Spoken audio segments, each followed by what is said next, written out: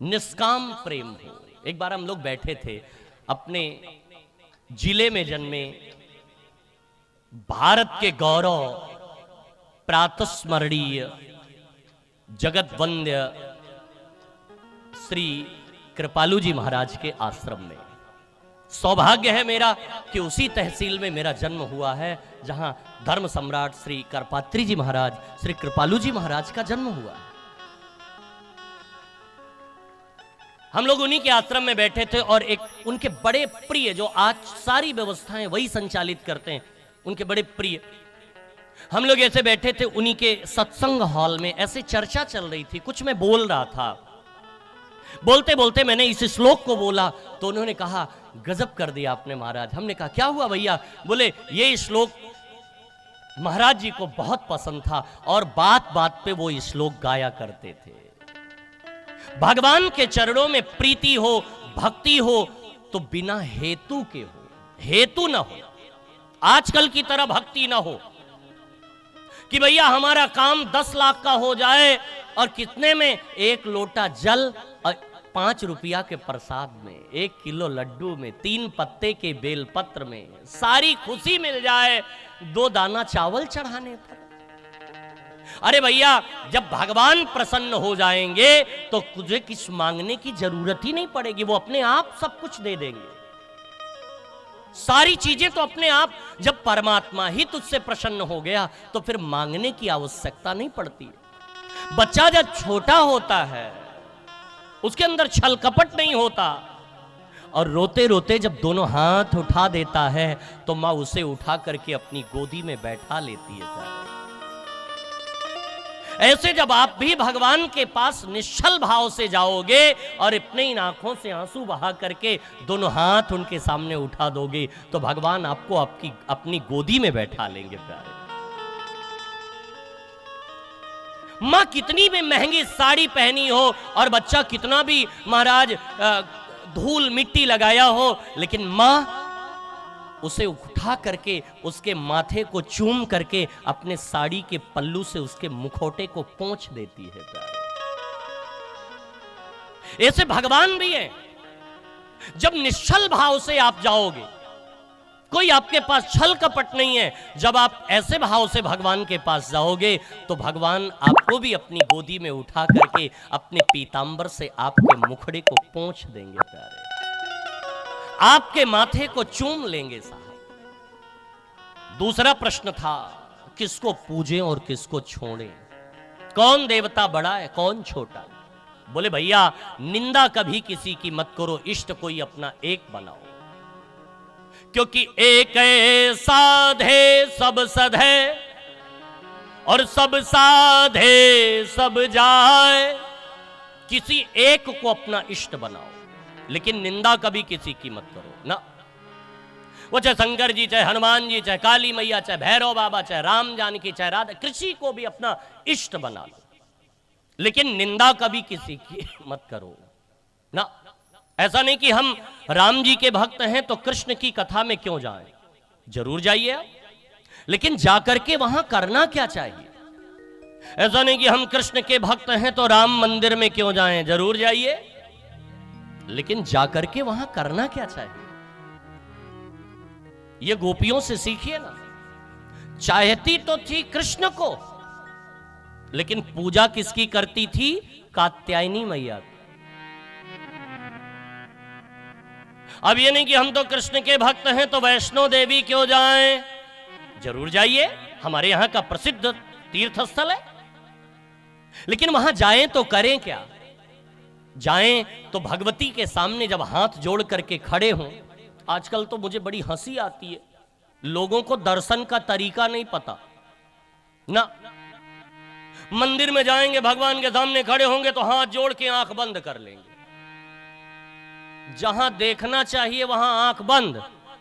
अच्छा, जहां बंद करना चाहिए, कोई ऐसे दृश्य दिखाई पड़ रहा है तो वहां आंख फाड़ फाड़ के देखेंगे। अच्छा, हाँ, जहां आंखें बंद करना चाहिए वहां और आंख खोल खोल के देखते हैं। देखो तो। और जहां खोल के देखना चाहिए वहां आंखें जाते ही खड़े होकर बंद कर ले।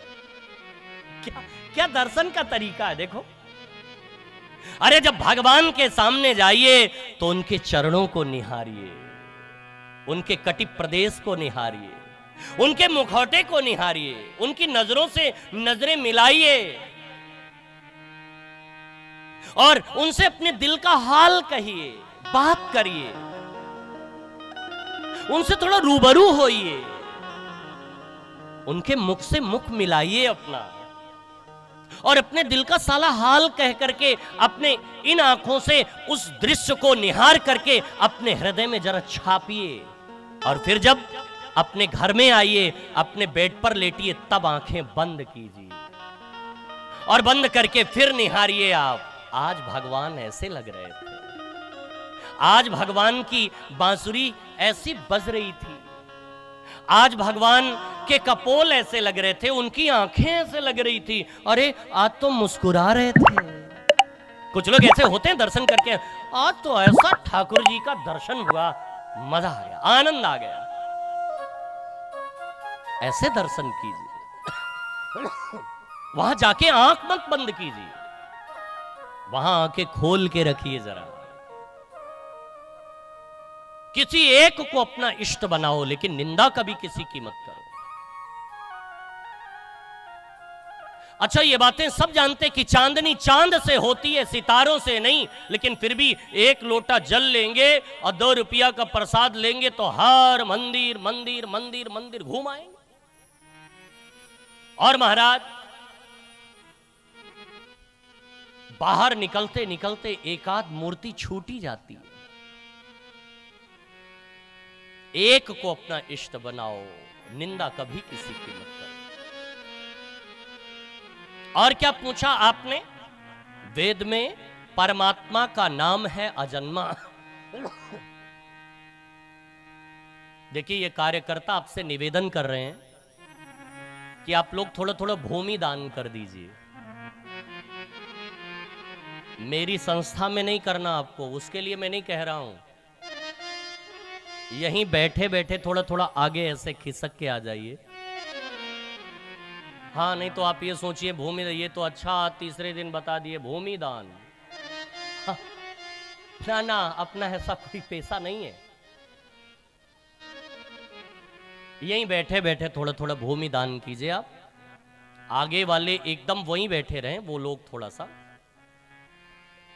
बाकी सब लोग थोड़ा थोड़ा आगे आकर के पीछे जो माताएं बहनें आ रही हैं उनको बैठने की जगह दे दें। बोले बाल कृष्ण लाल की। अच्छा देखो, कुछ लोग भूमि दान नहीं कर रहे हैं, बैठे बैठे ऐसे ऐसे कर रहे हैं कि महाराज समझ लें कि हम हील डोल रहे हैं। हाँ, वही जगह हम देख रहे हैं, कितने लोग ऐसे बैठे बैठे ऐसे। अरे भैया, थोड़ी थोड़ी आगे खिसक आइए। मतलब वाह विकास भैया, पंडित जी, पाल घर के श्रोता भी मान गए। ये बातें सिद्ध कर दिया कि ठाकुर जी, हम आपको छोड़ने वाले नहीं हैं, आप मेरी कितनी भी परीक्षा ले लो।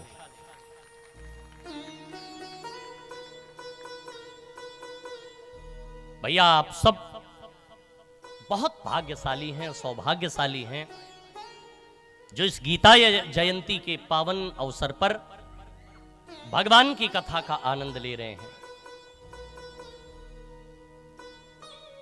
श्री सूत जी ने कहा कि आपने बड़ी सुंदर बात पूछी थी कि भगवान यदि अजन्मा है तो जन्म कैसे? भैया, भगवान का जन्म नहीं होता, भगवान का अवतार होता है। जब जब होए धर्म कहानी और बाढ़हि असुर अधम अभिमानी, तब तब धरी प्रभु विविध शरीरा,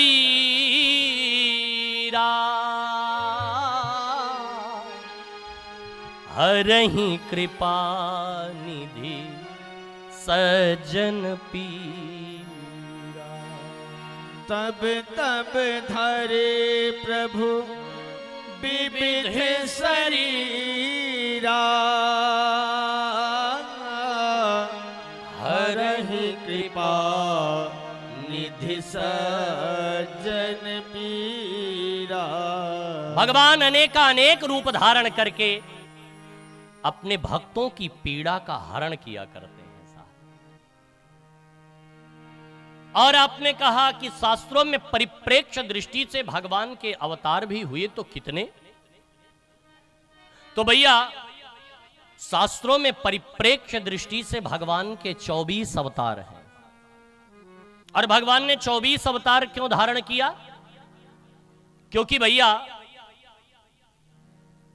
हमारे आपके एक दिन में कितने घंटे होते हैं? हाँ, 24 घंटे, 12 घंटे के दिन और 12 घंटे की रात। भगवान एक ही बात कहना चाहते हैं भैया कि अगर आप मेरा सुमिरन करते रहोगे तो तुम्हारी 24 घंटे रक्षा मैं करूंगा, 24 रूप धारण करके। हर पल तुम्हारे श्वास की रक्षा मैं करूंगा। महाराज बोले ये व्यास जी का अवतार भी 24 अवतारों में आता है। बोले और नहीं तो क्या? बोले इन व्यास जी के विषय में जरा विस्तार से बताइए, क्योंकि मैं व्यास जी के विषय में नहीं जानता। बोले नारायण के पुत्र ब्रह्मा, ब्रह्मा के वशिष्ठ, वशिष्ठ के शक्ति, शक्ति के पराशर और पराशर ऋषि के संतान है महर्षि वेदव्यास। इनकी मां का नाम है सत्यवती। जैसे इनका जन्म हुआ, चल दिए जंगल, सरस्वती नदी के किनारे सुंदर पर्णकुटी बनाई।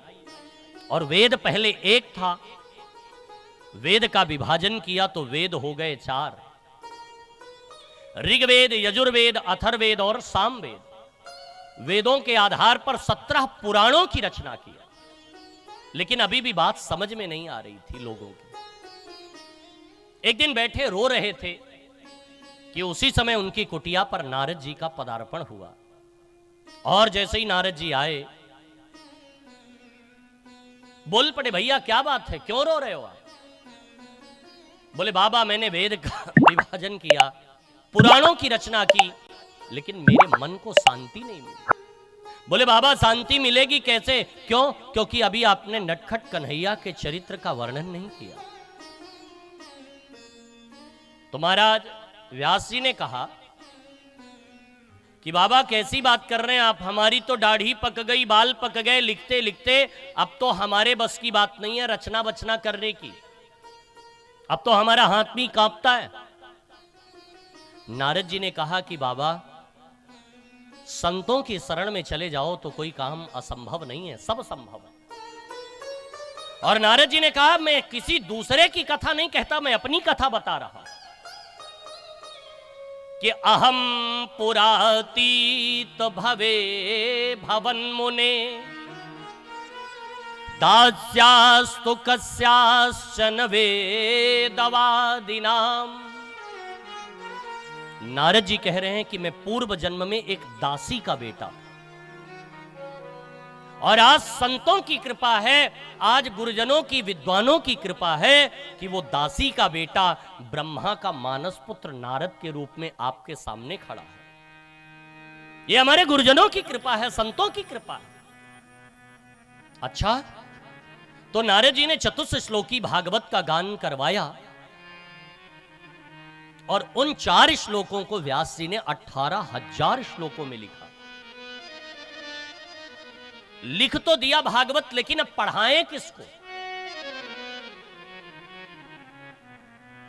सोच रहे थे कि मेरा बेटा है तो भागवत पढ़ाने योग्य, लेकिन उसको बुलाएं कैसे?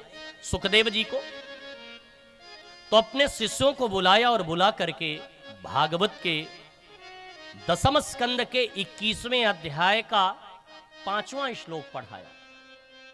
बहुत प्यारा श्लोक है ये भागवत का।